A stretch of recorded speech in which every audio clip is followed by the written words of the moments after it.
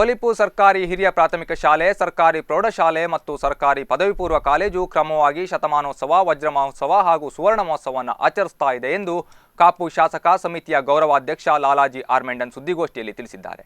ಶತ, ವಜ್ರ, ಸುವರ್ಣ ಸಂಭ್ರಮದ ಪ್ರಯುಕ್ತ ನವೆಂಬರ್ 30ರಂದು ಉಭಯ ಜಿಲ್ಲಾ ಮಟ್ಟದ ಮಹಿಳೆಯರು ಮತ್ತು ಪುರುಷರ ಕಬಡ್ಡಿ ಪಂದ್ಯಾಟ ನಡೆಯಲಿದ್ದು, ಡಿಸೆಂಬರ್ 25ರಂದು ಮಲ್ಪೆ ಬಸ್ ನಿಲ್ದಾಣದಿಂದ ಪೊಲಿಪು ಕಾಲೇಜಿನವರೆಗೆ ಸರ್ಕಾರಿ ಶಾಲೆ ಉಳಿಸಿ ಎಂಬ ಧ್ಯೇಯವಾಕ್ಯದಡಿ ಹಾಫ್ ಮ್ಯಾರಥಾನ್ ಓಟ ನಡೆಯಲಿದೆ.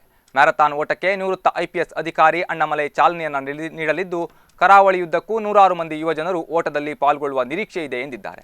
ನವೆಂಬರ್ 30 ಮತ್ತು ಡಿಸೆಂಬರ್ 25, 26, 27ರಂದು ಜರುಗಲಿರುವ ಶತ, ವಜ್ರ, ಸ್ವರ್ಣ ಸಂಭ್ರಮದ ವಿವಿಧ ಕಾರ್ಯಕ್ರಮಗಳು ನಡೆಯಲಿದ್ದು, ಈ ಸಂದರ್ಭ ವಿವಿಧ ಯೋಜನೆಗಳ ಉದ್ಘಾಟನೆ, ನಿವೃತ್ತ ಶಿಕ್ಷಕಿಯರಿಗೆ, ಸಾಧಕ ಹಳೆ ವಿದ್ಯಾರ್ಥಿಗಳಿಗೆ ಸನ್ಮಾನ, ದಾನಿಗಳಿಗೆ ಗೌರವಾರ್ಪಣೆ ಕಾರ್ಯಕ್ರಮ ನಡೆಯಲಿದೆ. ಮುಖ್ಯಮಂತ್ರಿ BS ಯಡಿಯೂರಪ್ಪ ಸಹಿತವಾಗಿ ರಾಜ್ಯ ಮತ್ತು ಕೇಂದ್ರ ಸರ್ಕಾರದ ಹಲವು ಸಚಿವರು, ಸಂಸದರು, ಕರಾವಳಿಯ ಹಾಲಿ ಮತ್ತು ಮಾಜಿ ಶಾಸಕರುಗಳು, ವಿವಿಧ ಗಣ್ಯರು, ಉದ್ಯಮಿಗಳು ಹಾಗೂ ಅನಿವಾಸಿ ಉದ್ಯಮಿಗಳು ಸಮಾರಂಭದಲ್ಲಿ ಭಾಗವಹಿಸುವ ನಿರೀಕ್ಷೆ ಹೊಂದಲಾಗಿದೆ ಎಂದಿದ್ದಾರೆ. ವಜ್ರ ಮಹೋತ್ಸವ ಮತ್ತು ನಮ್ಮ ಪದವಿ ಪೂರ್ವ ಕಾಲೇಜಿಗೆ 50ನೇ ವರ್ಷ, 49 ವರ್ಷ ಪೂರ್ತಿಯಾಗಿ 50ರ ಹೊಸ್ತಿಲಲ್ಲಿ ನಾವಿದ್ದೇವೆ. ಹಾಗೆ ಶತ, ವಜ್ರ ಮತ್ತು ಸುವರ್ಣ ಮಹೋತ್ಸವದ ಈ ಒಂದು ಸಂಭ್ರಮದ ವಾತಾವರಣದಲ್ಲಿ ನಾವಿದ್ದೇವೆ.